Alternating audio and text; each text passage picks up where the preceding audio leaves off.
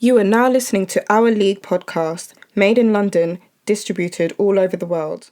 Episode 78, Our League podcast. I'm on off for the duo Eds, alongside my co-host, my brother, my brethren, Ethan, aka Bucket Hat Eve, aka High Top Eve. Haircut looking clean, by the way, my boy. I Yeah, I didn't did. mention To that. be It is fair, looking clean.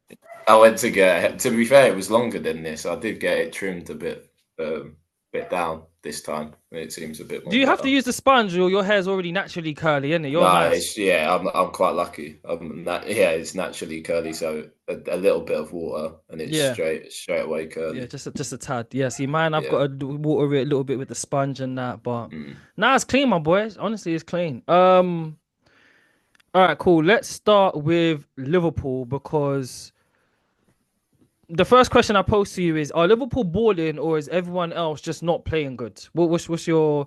Because people are indecisive. Because I think personally they're balling, but I also think everyone else is not playing. I think two things can be right at the same time. What's your thoughts Yeah, on that, bro? yeah. I think it's a bit of that. Yeah, even that PSG performance the other day, Oh, where they were getting battered the whole game, and then they silly. picked that one moment where Darwin Nunez passed it to Harvey Barnes, and then not Harvey Barnes, Harvey Elliott, and they win the match. I think they win in any sort of way, and that's what good champions do. Um, but yeah, I think a lot of teams have fallen off. I feel it's bad on Arsenal because they're the only real competitor at this moment in time. But it does rely on other teams like Chelsea, like Spurs, if they were about, like City. United, like City, to sort of push them and battle. And there hasn't been a battle this year. So no, I do feel like Liverpool have played well and have sort of rode their luck. But I do think there needs to be a bit more competition in terms of the Premier League. 16 points ahead, Ethan. That's a I know lot of points, yeah, man. It's they're done. quite. It's done now, ain't It's it? done. It's done. Yeah, I'm gonna piggyback of what you said. Like, it takes other people. Like, it's not just Arsenal's job to compete. Like, other teams to, like, push. Try the title and stuff like that. But shout out to them because everyone. I think we might have even. I know I definitely did made a bit of a fuss. Like, how come we didn't sign no players? But low key, it's Mm. just about him. Sometimes coaching is, can I improve my current players? You know what I mean? And I feel like Arnie Slot, shout out to him because he's done that. Grabbing back, playing that six, has been a revelation. That's like a new signing to them. Yeah, Obviously Mo Salah's been world class, but no one would have thought he would have done this season, last year, final year of the contract, stuff like that. He's having arguably a top five strike forward historical season.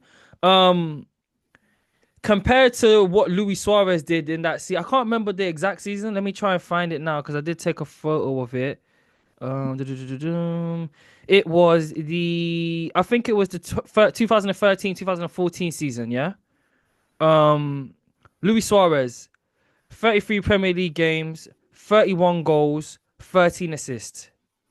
And I think we have to remember, I think it was that the season he missed a few games at the start of the year as well because yeah, he got, I can't remember what it was he did, but he missed a few games. yeah. And I'm not too sure whether was it the racial or was it, yeah. I think so. It's the Patrice Evra situation. yeah, Yeah, it was either that or you never know with this guy. He's biting someone, yeah. he's doing this, you I never know, or right? it But could be, or it could have been that the yeah, but Ivanovic one.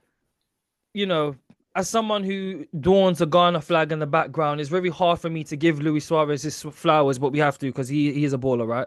But obviously he missed a few games and he had 31 goals. What does Salah's season currently compare to that of Luis Suarez's season? Like, and remember, he's still got like what 9 games left, 8 games left to play. It's up there. It's definitely up there.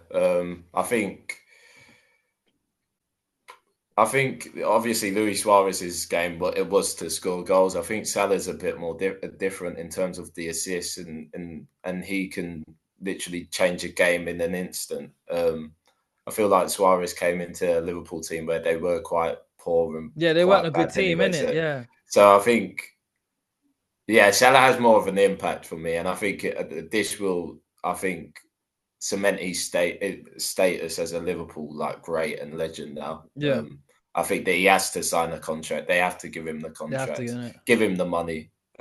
Even if he doesn't produce, he has been a big servant to your team and has led you guys to win 2 Premier League titles in the space of, say 5 years now. So you've got to give him that money. It is 5 years, isn't it? Yeah. Pandemic 2020 year, isn't it? Wow, man. That's actually good, Any other genre of football, if you win 2 Premier Leagues in 5 years, that's considered really good. It's just that Man City have just come and just like ruined the Premier League and stuff like that. It's similar to Mayweather in boxing, because he never lost. It's like when a boxer loses one fight, everyone wants to call him trash. Like, it's kind of that effect, isn't it? But he's having a ridiculous historic season. 33 years old. 33 years old, isn't it? Yeah. 33 years old, still in phenomenal shape. Hasn't looked like he's lost a step as well, man. Shout out to him. So yeah, we just said the contract talk because it's gone a bit quiet. Do you reckon he does stay? Do you reckon he's staying? If the money's right. I think the money is the main thing. But where could he go anyway if he wasn't? What team needs him? Saudi is the only real option here. But can he go? He's still balling, man. And that's it. And that's why I say Liverpool have to give him the money. They need to keep hold of him. Yeah. They have to. They have to, because like, and again, shout out to the Saudi League. I'm not trying to diminish it, but he is the best player in the world right now. Like, it would be a shame for one of the top 5 leagues to let their best player in the world go to Saudi Arabia as of right now. And that's not me trying to diminish Saudi, because I'm all for other leagues trying to progress and get better and bring attention to their game and to their country. I'm all for it, right? But he's a Premier League player. He's a Premier League legend, and he has to stay in the Prem. That's just my personal opinion. Nottingham Forest 1, Man City 0. Whew. Morgan Gibbs-White, that through ball to Caltech was insane. But shout out to Caltech, rejuvenated this season alongside Alanga, Chris Wood and stuff. Your thought? I don't know if you've seen the highlights or whatever. What's your thoughts on Forest as a whole, and also that performance yesterday? Yeah, they somehow got a result. I think City first half were really good. I feel like City could have got 2 or 3 in the first half, but couldn't put their chances away. But yeah, Nottingham Forest just somehow they get these results against the big teams this season. It seems like they've got a very good group of young players. I see Ola Aina's Snapchat stories all the time, showing how the dressing room is. It just seems like a bit like Fulham, where they have a really good dressing room and camaraderie, innit? And that's it. I think all the players are playing for a sort of purpose of being in the top 4 this season. So I think they really, really have a good chance of doing it. I hope they get it. I don't know whether I don't know. I feel like it does rely on the teams like Chelsea to try and push, and City try and push into the top 4. But Nottingham Forest could do it. They really could. I mean, they've won it twice. Big club. It'd be great for them. Like, in order for them to like maintain this type of like European, I don't know if they will get top 4 again next season, but like in order for them to be like top 4, top 6, even top 8 type of team, obviously they've got Alanga, they've got Hudson-Odoi, they've got Chris Wood, Morgan Gibb, really good attacking threats. What type of player do they need to then attract to the football club? Is it the similar thing to like, if you look at what Villa did? They bought players with somewhat diminished stock, i.e. Axel Disasi, Rashford, Marco Asensio. But these are star players, good players, who have somewhat a chip on their shoulder, something to prove, and also to bring competition to the likes of your Morgan Rogers and stuff like that. Like, is that the type of thing you think Forest would have to do, or do they need to get like established star players? What do you think is the best? No, I think you're right. I think in terms of getting those sort of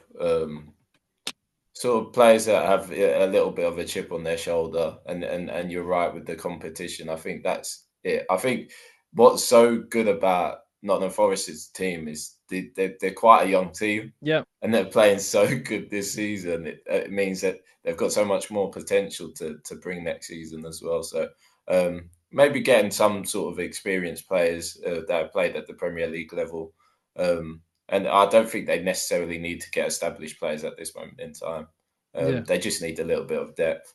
And they've got money. It showed when they first initially came up. They are willing to spend the money on players and willing to get players. They spent like, 100 M's that year, something like that, innit? Yeah, that's it. But the owner loves to spend these money. So, Yeah, I He's a reckon rich they'll man, be isn't all it? He's a right. rich man. I Innit? reckon they'll So, be all right if they do get European football. yeah. The owner's really invested in it. After every game, he's hugging all the players and stuff. Shout out to him, man. Should Edison have done a better job? Yeah, he's an air post. He's got to say, but yeah, He I has don't to know say what's it, happened. innit? I don't know what's happened to. I don't know what's happened to Edison recently, It's just man. the whole club, innit? I just feel like I Yeah, think maybe I remember I think it was Phil Jackson talking about this on The Last Dance, saying like after a consistent run of doing it every year, you just sometimes just get mentally drained and guys yeah. need a change. And I think that's kind of like them. It's going through a rebuild. I don't want to. I can't say I'm disappointed about it because I always had a soft spot for City because my granddad supported them, but. Especially this year after the stay humble, the throwing the football at Gabriel's head. I don't like them now. I don't like City no more. I'm not gonna lie to you. Like they are an annoying team. All right, cool, man. Let's talk about your boys, Chelsea. Started the season playing off really, really good football. Man like Noni was balling out. Cole Palmer again was looking like another player of the season type of thing. It's got into some form of criticism from the fan base and some media heads talking about his form has dipped. He hasn't provided assistance. How many games, whatever. You even said it to me on the WhatsApp a while ago, saying people need to hold him a bit more accountable. Playing in a bit. What's your thoughts on the team so far? Obviously, you won in Europe, but what's your thoughts on like the Premier League and the recent form? I've been quite disappointed with Chelsea recently. I think there's been performances where we look on top in the first half, and then we concede a stupid goal or a silly goal for the likes of our goalkeeping errors all the time. It seems like it's always from either Jorgensen or Sanchez at this moment in time. Yeah. But yeah, it seems like they drop their heads and they can't get back into the team. It's this sort of passive football, which I don't think any Chelsea fan wants to necessarily see. And when we're asking for that spark and everyone gives Palmer all the plaudits when he is on form, we need that spark. He doesn't give it to us in those sort of moments. I'm not even saying even in the big games. It's just those games where we need the win, we need the goal, and he doesn't give it. He kind of shies away. So that's one sort of criticism I would give to Palmer, is that he doesn't necessarily like bring us up in those moments where we need him. Do you think it's a case of maybe teams have just like figured out how you lot are playing, or like you said, I don't know, man, because like you lot were playing really good. Even Sancho, a lot of people are criticizing him now, isn't it? Because obviously he started off good, and people are saying, "Oh, back to the United form, whatever." Yeah, man, I don't know with like it's maybe, is it mental fatigue? Is it tired? Is it? I don't know, man. I just don't know. I don't know whether we can blame it on the tiredness when people say we've got like two or three teams out there. Yeah. Like we've got the players. I know we've been a bit unfortunate with injuries of late, but I think a lot of teams have had injuries Yeah, and everyone. sort of had some sort of performance. We haven't really had the really good performances in a long time. Yeah, Even in the a while. European performance against Copenhagen was a bit like, oh, we could have lost that one. Yeah. So yeah, I'm hoping today against Leicester we should sort of give ourselves a bit of a platform to go somewhere, but we'll see. All right, cool. Aston Villa's first win after a Champions League game. Obviously, like I said, they brought in the likes of Rashford, Marcus Asensio, Axel Disasi. Disasi, he played phenomenal yesterday, man. He was man of the match, and he played like I was really like proud of his performance. Oh man, what's this guy doing, man? Sorry. Oh, it's coming up on here, crikey. Yeah, I was like he was doing all the slide tackles, like he was playing really, really good football. I don't know. Is it a case of like maybe he's just like rejuvenated, like because he's playing consistently now, or you think it's Emery getting the, because he's playing right back. He played right back yesterday, and he's not really the fastest guy, is he? But he was making good tackles at the right times. Like, what's your thoughts on him in terms of like his form for Villa versus Chelsea? He's played in those positions at Chelsea. He's played as a right back at Chelsea when we've been short of a player, say Gusto or Reece James. Yeah. And he's not been terrible, but I think he's too clunky anyway, too stiff sometimes. I actually think Brentford were unlucky not to get a penalty with one of the tackles he made. Really? Which one? Yesterday. The Sade comes in, and and he actually pushes him off the ball. Like it seemed like it was a foul. Yeah. And I even think on Match of the Day they say you can see them He got being away with given, one there. but he did get away with one. I thought, but no, I don't rate Disasi. I don't rate Disasi at all. So do you reckon they make that a permanent signing then, Villa? Do you reckon? I don't know. I need to see more of it. I need to see more of him in Villa, and especially I want to see him as a centre back. No, I don't want to see him as a right back. I don't think he's good enough to be a right back. So if there's currently who's currently 7th? Is it Chelsea currently 7th or no? So Villa are currently 7th. Yeah. Yeah. There's 3 points between Man City, who are 4th, 47 points, and Newcastle, who are 8th, with 44 points. That is such a tight gap, man. It's actually insane. Who do you think is the most likely to clinch that 4th and maybe even 5th position? Because 5th could be Champions League this year as well. You guys are currently 5th, 46 points. Yeah. I can't not have City. I think City will be top 4. I think they've just got that grit and sort of determination where I think we lack that. I think also experience does play a factor in that top 4 spot. So yeah, I think City could get that. I even think Newcastle with an outside shot could potentially do it. But I think injuries and also players being banned as well doesn't help their cause. Yeah. Speaking on Newcastle quickly, are they going to keep Isak next season? I think Champions League is what keeps him there. I think if they get Champions League, he stays. Yeah, he stays. Yeah. If not, I think he'll go on and play Champions League football at any top club. 120? I think even more now. Oh, I actually do think he's worth more than that as well. I do as well, but I just think, like our team's willing to pay more than 120. He's a 120 striker, but our team's willing to pay that. Yeah, that's it. I think that would be the starting price, wouldn't it? Not too long on his deal, though. Only a couple years. I think only 18 months or so on the deal, I think, though.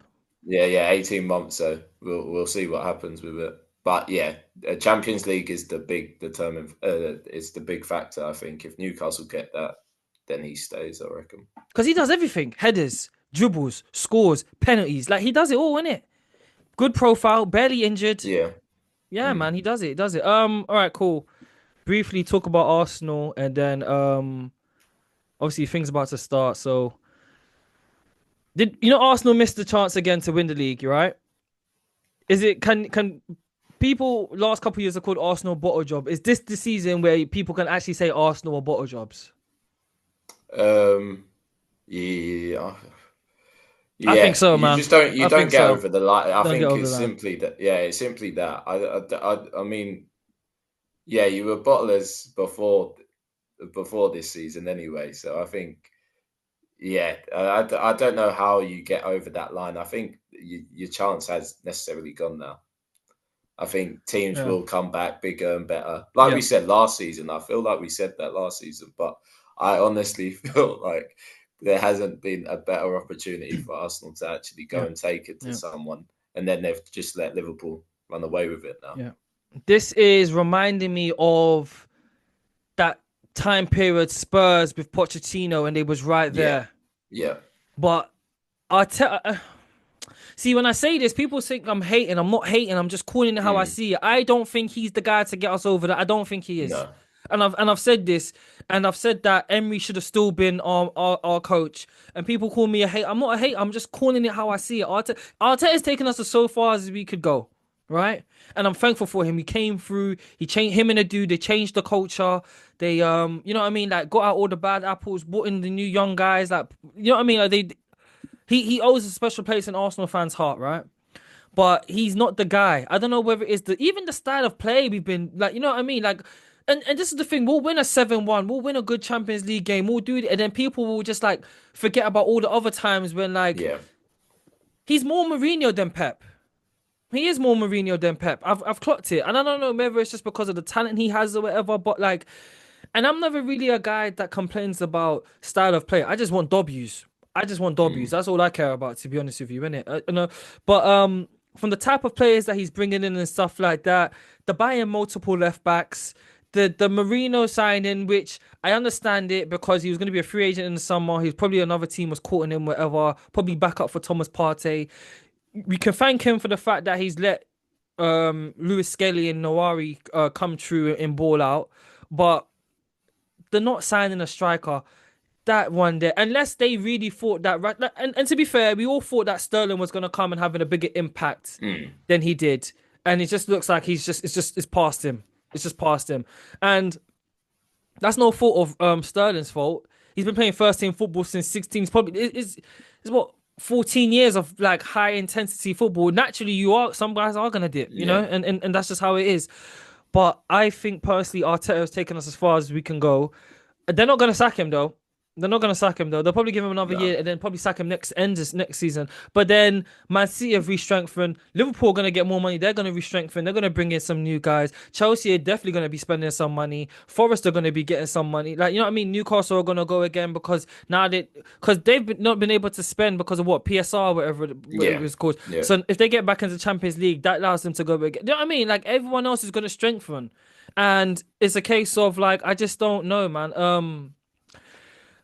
Yeah, it is frustrating, but because I'm not gonna lie, like my sports teams have let me down this year, man. My Ravens, my Sixers, and now the Arsenal. Real Madrid's the only one that's keeping me going. So anyway, when Bukayo Saka gets back, what position does Ethan Nwaneri play? Does he remain a starter or does he come off the bench? I think he comes off the bench, but also you've got the chance to play him in that 10 role where Odegaard is currently situated, which is, I know a lot of you guys rate him highly, but he ain't done it this season. He hasn't done it. That's the problem. He ain't done it this season. I think the injury has sort of messed his season up, but yeah, he just hadn't, like I say about Cole Palmer, it's those clutch moments where you need him. I don't think he's turned up this season, and that's quite disappointing when your sort of main guy isn't turning up. It's a bit difficult to actually go and win the league. And yeah, the injuries have really sort of hurt you guys this season, which you haven't really had in the last, say, 2 years. And yeah, Saka is a massive miss. Massive loss. Our three main attackers, four actually, Martinelli injured, Saka injured, Jesus injured, Havertz injured. But you knew we was thin up top though. Like, do you know what I mean? Like, I don't know, man. All right, cool. Quickly, let's talk about Manchester United, a club that is run like a shambles on and off the pitch. Ruben Amorim said that he won't be allowed the amount of time to rebuild the team like Arteta has. What is his timeline? How many years? How long do you think he gets? I don't understand why he's using that as an example. I think Currently he actually 15th. has. I actually think he has more time than Arteta to sort of rebuild. I think Really? that is probably he's probably got more time now because United have been spending silly money on managers. And I don't think they actually have money. They ain't really got money like that. No. So they need to actually stick with him and give him the time to sort of rebuild. I don't know how he rebuilds because he needs to get rid of a lot of players that are on a big chunk of money. Yeah. So, that's the difficult part. But I actually do think he'll be given a lot of time to try and rebuild. But they are a mess at the moment. I don't know what's happening to them. I can't say I'm not happy. Because their fan base, man. Oh my gosh, man. And the media as well just love to like bum lick them, man. It's actually annoying. I agree with you, man. Like I low key understand what he's saying, but I low key hear it in the sense of like what he's saying as well, in terms of it's just a different club. But Manchester United is not a big club in terms of current stature. They're a big club because of historical name. Right now, they're a mediocre club. They're not going to be playing Europe next year. I hope they're probably not going to win the Europa League. Okay, they're probably not going to win the Europa League. They're currently 15th. They're in relegation battle, in my personal opinion. Do you know what I mean? They can't tell me nothing. Man like Rashford, playing at Villa mainly as a sub, but he's coming on as being impactful. Is that, again, another stain on Amram's time at Manchester United? Yeah, a little bit. Yeah, a little bit, but I don't know. He's similar to sort of the Jadon Sancho sort of fiasco. I feel like he's showing glimpses, but I want to see a little bit more in terms of his output and performance. I want to see more goals. I know he's been assisting quite a lot, and that has been, we're shouting about it. But yeah, I do want to see a little bit more from Rashford currently. And all right, cool. Last point in United, and then I'll ask you about LeBron, Luka. Then we'll finish this. Kobbie Mainoo, apparently he's got what I think a year left on his deal, and he's saying he's not gonna sign a new deal.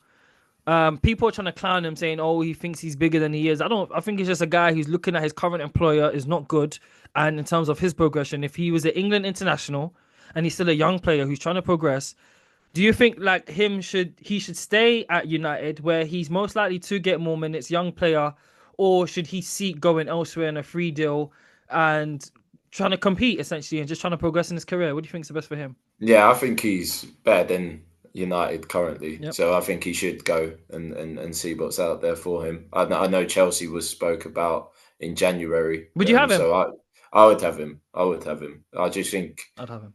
he's he's just dynamic. He can play in any sort of those positions. It just seems like he would be so good with Casado in those sort of holding positions. So yeah, I would love him at Chelsea. I'd love him at Arsenal, man. I feel like he's not even 20 yet, so he still needs to mold into what type of midfielder is he going to be a deep line player? Is he going to be box to box? Is he going to be more progressive? It reminds me of a Declan Rice a bit. You know what I mean? In terms of like starting off deep, but eventually we're going to see him progress. All right, cool. Quickly about Luka and LeBron James. I think they played 13 games together. I know they lost last night against the Boston Celtics, but they are looking phenomenal. I don't know if you've seen. I've watched every game of those two. They've been great. Luka's the point guard. He's been the one more dominant with the ball in his hand. Yeah. LeBron James has kind of been like the wide receiver. The first time in his career he can truly take a step back and be the second best player in the team. Can they make the finals, do you think? Yeah, they're definitely a contender currently. Like you said, I know they lost last night against Boston Celtics, but with them two playing at their best, I think they defo have a chance to go to the finals. It's just keep him fit. And I think LeBron, did he get an injury yesterday? Did he? I didn't finish watching the game, so he got a little groin injury, so that would be the sort of issue. I think Luka as well I think he had a little back injury as well, so that is the main thing. Yeah, he looked a bit sluggish yesterday. He did look a bit sluggish. If they keep fit, I think they're real contenders. But yeah, they need to get through OKC first. I still can't believe they actually traded him. Him and LeBron James together is actually insane, bro. Insane. And he's going to get into better shape this summer. I 100% believe that. And when he does, wow, it's just going to be a nightmare for the whole league. And yeah, man, LeBron James, because he's now there, do you think LeBron could play like another 3 years? I think he'll try to. He just averaged 29 last month, player of the month. Well, this is it. Like he's doing unspeakable things. Like he shouldn't be doing this at this age. He shouldn't be doing this. So we can't rule anything out. So 3 years, if he wants to play 3 years, he'll play 3 years at a big level, at a high level. Like you say, scoring 29 averaging 29 is unbelievable. This guy has been in the league more than I've been alive. I mean, almost more than I've been alive. It's actually insane, bro. All right, cool. Last point, Eve. Nikola Jokic, first NBA 30, 20, 20 triple-double. Where does he rank all time in terms of, like, is he a top 10 guy? I think top 15 is probably top 15. Most. 3 MVPs, championship. Yeah. I think top 15. Because I think there is probably room to debate that there may be 15 or 14 guys ahead of him. Big statement, that. Big statement. Yeah, but I hear it. I think that's it. I think a lot of people would be like, oh, okay. But yeah, he's one of the greats. He's one of the greats to see what he's done, especially for Serbia as well. I was watching. I don't know whether you watched the Court of Gold. I haven't watched it. It's downloaded. I ain't watched it yet, though. Is it good though? Yeah, it's worth a watch. Definitely worth a watch. But yeah, for the for Europeans, he's massive, man. Insane, he's really put Europe on the map. All right, cool. Cool. We're gonna leave, guys, and watch this Chelsea game. Episode 78 hourly podcast. I'm on off the duo Eds, my co-host, my brother, my brethren, Ethan. Should be out. We're recording this. It's what day is today? The 9th. Sunday the 9th. Should be out by the 10th. And that's it. We're out. Peace, people.